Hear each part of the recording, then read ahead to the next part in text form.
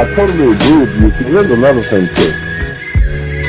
We don't study the mistakes of our ancestors. We have this myth floating around that everything that was done in ancient Africa was absolutely correct. Yeah. That there were no mistakes. Okay? If that were the case, they would have never been conquered by the Greeks. They would have never been conquered by the Romans. And they would not still be conquered by Arabs and Europeans today. Okay? Exactly. So when I look at history, I study it politically.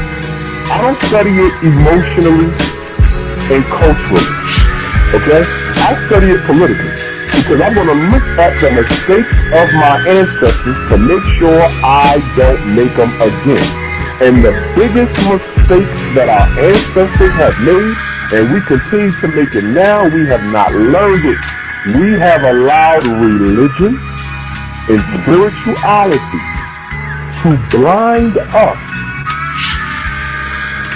and to blind us from seeing our enemy for who he really is. That is our biggest problem. The mosque and the church are fundamentally integrationist. And because of that, they cannot see a white man as a white man. They have to see him as a Christian brother or a Muslim brother. Okay? What that does is that totally makes you vulnerable to their colonialism and conquerors. Okay? We have been humane to a fault in our history. We do not know who to treat as family and who not to. If you notice, we do not, in the African tradition, there's no borders on family. That's okay when you're dealing with African people. That is not okay when you're dealing with non-African people, because they will use your humanity to destroy your ass. And that's exactly what they've been doing since ancient Kemet, and we ain't learned it yet.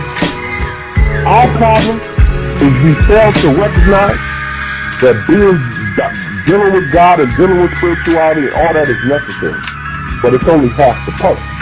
If you want to live on this planet as a man, you better prepare for war, because that's exactly how they destroyed our ancestors, through war.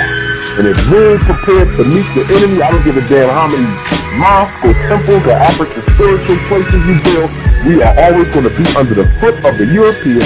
And so black men and women realize that the only way we are going to be able to get back to who we were is to fight and die for it. And we don't want to do that.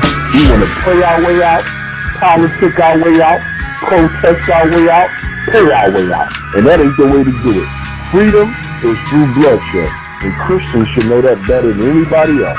Because Jesus, according to their mythology, gave his life in order for them to live.